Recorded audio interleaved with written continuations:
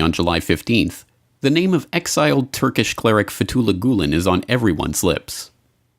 Not only is President Erdogan pointing the finger at Gulen as the mastermind of the coup, so is General Hulusi Akar, the chief of staff of Turkey's armed forces and the country's top-ranking general. In testimony to prosecutors in Ankara earlier this week, he stated that while he was being held captive by pro-coup soldiers, he was asked to speak to Gulen, who he described as their opinion leader, but he refused. "I believe those coup plotters are members of Gulen's organization," Akar said. "I think they thought their organization would take a huge blow after our Supreme Council meeting in August, which we prepared for studiously. This terror organization probably foresaw the outcome of the upcoming meeting and attempted a coup by bombing the parliament building and security offices, killing civilians, attacking their own brothers-in-arms and units with a ferocity and dishonor never seen before." So who is Fethullah Gulen? Well, that depends who you ask. If you ask the well-coiffed liars of the corporate lapdog media, Gulen is a kindly old reclusive imam who is operating a multi-billion-dollar global Islamic school network from his compound fortress in Pennsylvania. For some reason or other.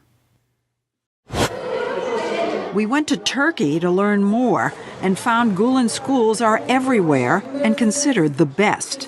They're often multi-million-dollar high-tech facilities where girls are equal to boys and English is taught starting in first grade.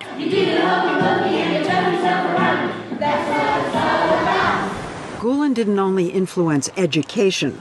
Starting in the late 60s as a young imam, he urged crowds of middle-class Turks to learn from the West and embrace its values, including an unexpected one, making money. In this internet sermon, he even told his followers, "If you don't seek ways to be wealthy, that is a sin in the eyes of God." So his disciples in Turkey became successful businessmen and built a multi-billion-dollar Gulen empire that beyond the schools includes TV stations, a major bank, Turkey's largest trade association, and biggest newspaper. So why then does this Turkish cleric live in Pennsylvania? Why was he outlawed from Turkey? And how did he build up his multi-billion-dollar global education network? These are good questions, and ones that the U.S. State Department struggles to answer. This attempted coup notwithstanding, this is not the first time that the Turks have raised concerns and questions about his political activities. Has there ever been any kind of move to talk to him or investigate any of these allegations? To talk to Gulen himself? Or, his associates to investigate any of these allegations? Because they're long-standing allegations that he's trying to subvert the political Honestly, process. Elise, I'm not sure what our history of contact has been with him. I can try to get more information Can you? Tellingly, it takes the crack journalists over at America's flagship TV news program 7 minutes of waffling before they can even offer this journalistic shrug of an answer to the questions about Gulen. When Gulen came to the U.S. in 1999, it was for medical treatment. But then this video surfaced, in which he seemed to order his flock to surreptitiously take over key government positions in Turkey in a stealth Islamic coup. Accused of treason by the government at the time, Gulen decided to stay in the Poconos, even after he was cleared in 2008 in absentia. Why is he still in America? Well, I think if he were to come back, then there would be such a brouhaha, and I think he would be afraid of being seen as being too powerful. Too powerful because it seems that his followers have taken over key positions in the Turkish government and the police. If he says jump, people jump. There's no doubt about that.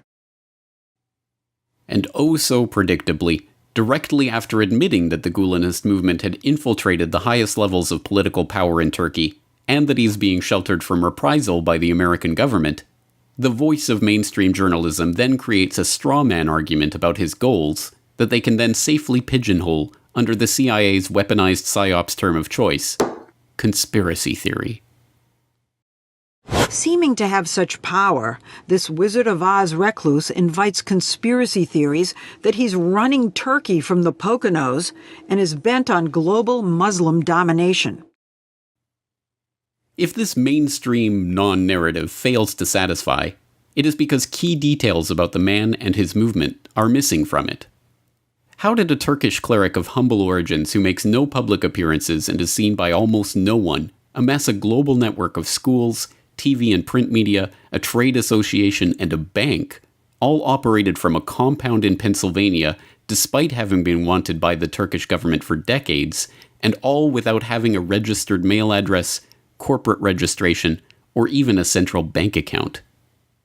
For the answer, we need to look at the Imam's unlikely list of high-ranking accomplices, like Bill Clinton, who gushed about Gulen at a friendship dinner hosted by the Turkish Cultural Center.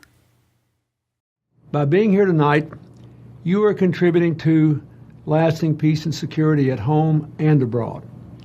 You're contributing to the promotion of the ideals of tolerance and interfaith dialogue, inspired by Fethullah Gulen and his transnational social movement.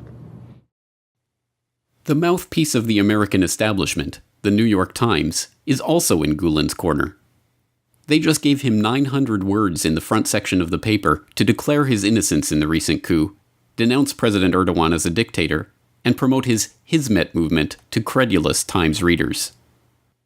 And then there's Graham Fuller, a former vice chairman of the CIA's National Intelligence Council who is best remembered for penning a memo that, according to the New York Times, later became the basis for the Iran-Contra scandal.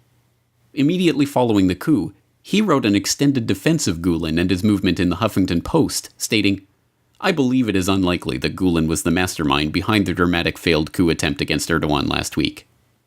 Gulen has always embraced the importance and dignity of the state in the best Ottoman tradition. He has supported the state against earlier Islamist movements that raised Islam over the state.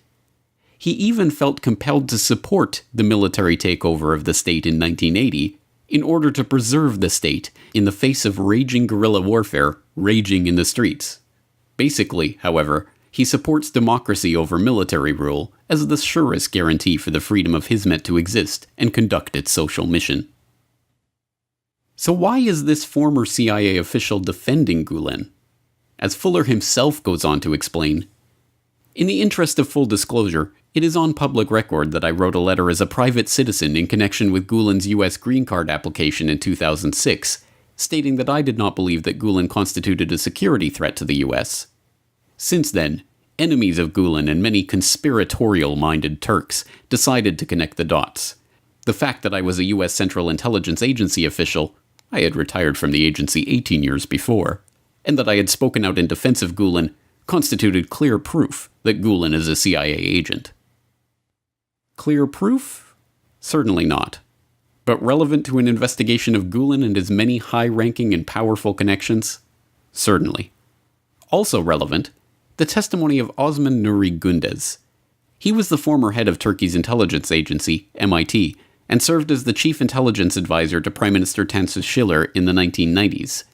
In his biography, published in 2011, he claims that in the mid-1990s, the Gulen network was sending CIA agents to Central Asia undercover as English teachers for their madrasas in the region.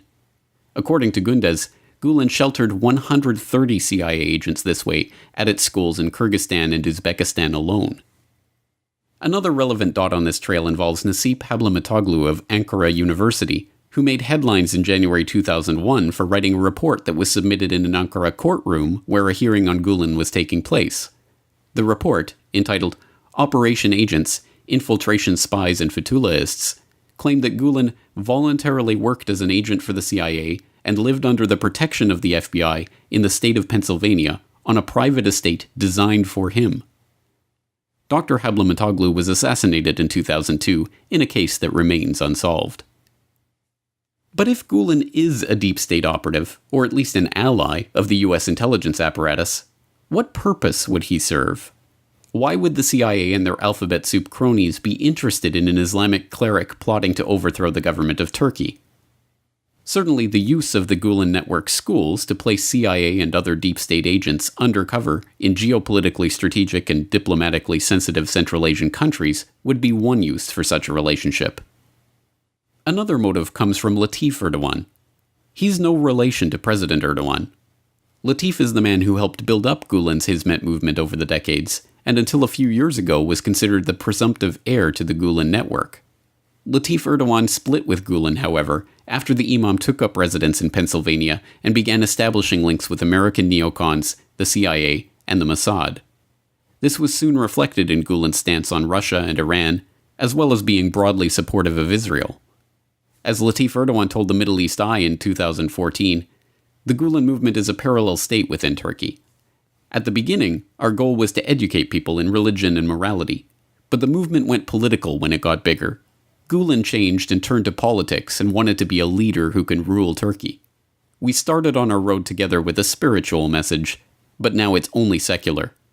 Gulen himself is unequivocally a pro-European Union and Atlantic person, a free marketeer and a pragmatist on Israel.